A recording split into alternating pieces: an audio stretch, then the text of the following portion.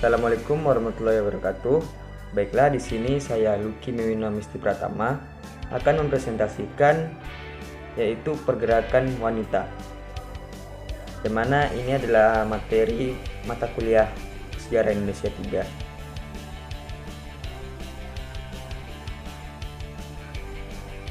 Materi yang akan kita bahas yaitu awal mula munculnya peran wanita masa pergerakan nasional dan peranan wanita masa pergerakan nasional.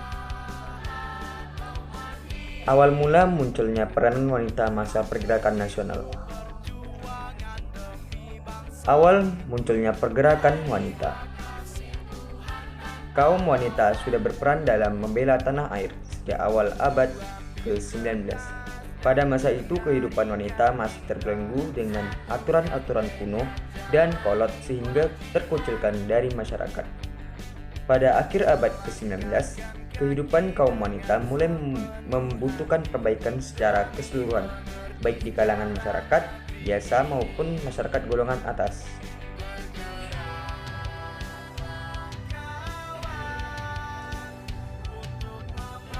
Wanita memiliki peranan yang besar dalam mendidik anaknya, bahkan menemani suaminya ketika meraih cita-cita dan tujuan bangsa. Kaum wanita mampu mendidik anaknya untuk menjadi anak-anak yang berbudi luhur, suku masyarakat, dan menjadi kebanggaan bagi bangsa dan negara. Pada masa itu, masyarakat mulai sadar apabila perlawanan dan perubahan tidak cukup dilakukan oleh kaum laki-laki saja. Apabila ingin mengadakan perubahan, maka kaum wanitanya juga harus diberi perubahan. Pada masa itu, kedudukan sosial wanita memang disepelekan dan tidak diperhatikan, namun peranannya sebagai ibu rumah tangga dan mengurus anak sangatlah besar.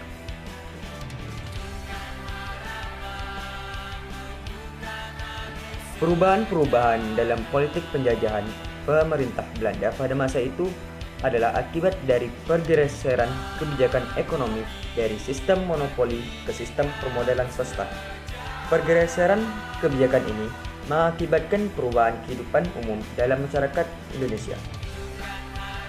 Etis politik yang mengandung unsur utama merupakan salah satu sarana untuk menunjang politik ekonomi baru tersebut. Ternyata, perubahan yang terjadi pada masyarakat tersebut merupakan pengaruh dari pendidikan. Tujuan dari pendidikan selain untuk memberikan pelatihan-pelatihan yang praktis, memiliki tujuan utama untuk mencapai kesejahteraan, peningkatan derajat, dan persamaan dalam kedudukan sosial.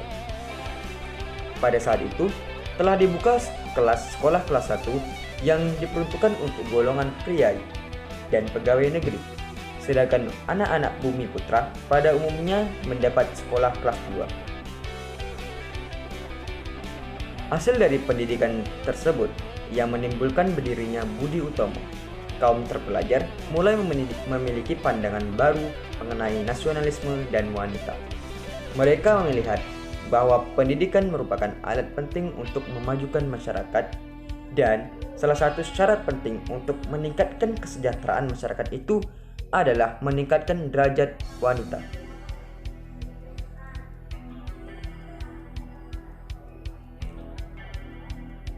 Usaha-usaha untuk mencapai kesejahteraan ini melalui wanita telah dirintis oleh Kartini dengan ide-idenya yang cemerlang, dan Dewi Sartika yang mendirikan sekolah untuk wanita. Perubahan-perubahan yang terjadi pada abad 20 dengan munculnya budi utomo tidak berarti perubahan terjadi pada kaum pria saja, tetapi juga termasuk perbaikan pada kaum wanita. Hal ini karena wanita memiliki peranan yang besar dalam keluarga sebagai istri dan ibu dari anak-anaknya. Kaum wanita akhirnya bangkit dan mendirikan perkumpulan-perkumpulan.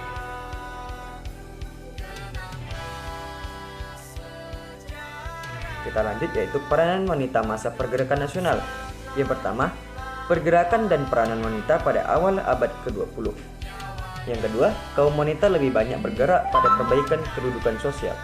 Yang ketiga, antara tahun 1929 sampai 1933, kaum wanita mengubah titik perjuangannya.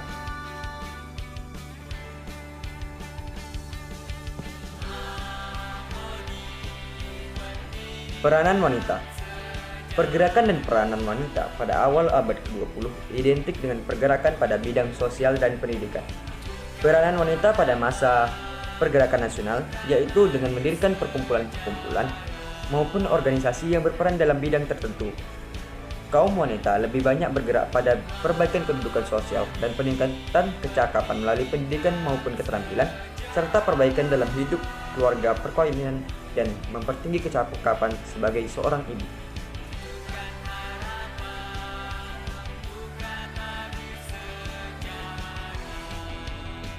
R.A. Kartini. R.A. Kartini menjadi pelopor gerakan wanita setelah ia menuliskan ide-ide gagasan cita-citanya melalui surat kabar. Pada tahun 1912, berdiri Putri Mahardika di Jakarta atas bantuan Budi Utomo. Organisasi ini bertujuan untuk memajukan pengajaran anak-anak wanita dengan jalan memberikan penerangan dan sokongan uang.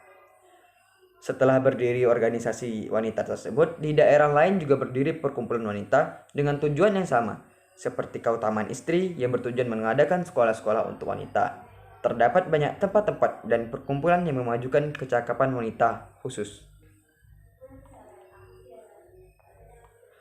Pergerakan wanita antara tahun 1920 sampai 1927 mulai tegas, bahkan ada yang ingin melangkah ke arah pergerakan politik. Setelah tahun 1920, organisasi wanita semakin luas orientasinya, terutama dalam menjangkau masyarakat bawah, dan tujuan politik dilakukan bersama-sama organisasi sosial dan politik pada umumnya. Sesuai dengan tuntutan zaman dan suasana perjuangan politik makin meningkat, maka timbullah kesadaran kaum nasional wanita. Adanya perubahan ini tidak saja memperbaiki nasib, namun juga kesanggupan dan kecakapan wanita dalam berorganisasi. Muncul organisasi-organisasi wanita yang memperjuangkan hak-hak wanita, terutama dalam hal politik. Perkumpulan wanita yang berdiri pada tahun 1920 sampai 1930 terbagi menjadi 3. Yang pertama yaitu perkumpulan yang menjadi bagian wanita dari partai politik atau perkumpulan pergerakan yang sudah ada, misalnya bagian wanita dari SI, yakni Wanudio Utomo, yang kemudian menjadi Sarekat Perempuan Islam Indonesia dari Muhammadiyah, yakni Aisyah. Yang kedua, perkumpulan dari wanita terpelajar yang untuk menyebarkan pengetahuan dan kepandaian putri yang khusus, misalnya Wanita Utomo di Yogyakarta, Wanita Mulyo, Putri Budi Sejati, dan sebagainya. Ketiga atau terakhir, organisasi pemudi terpelajar yang merupakan bagian dari perkumpulan pemuda yang sudah berdiri, misalnya Taman Siswa bagian wanita, Putri Indonesia bagian dari Pemuda Indonesia, dan Jong Java bagian gadis.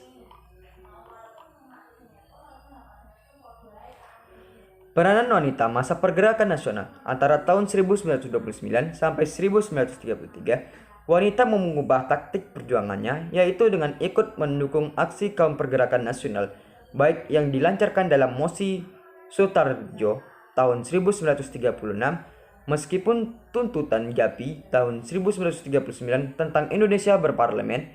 Gerakan wanita pada masa itu tidak hanya menjadikan bagian wanita dari organisasi pergerakan, tetapi sudah terdapat organisasi wanita yang berdiri sendiri secara mandiri seperti Istri Sedar, Istri Indonesia, dan Putri Budi Sejati. Baiklah, mungkin hanya itu saja yang dapat saya jelaskan. Terima kasih. Wassalamualaikum warahmatullahi wabarakatuh.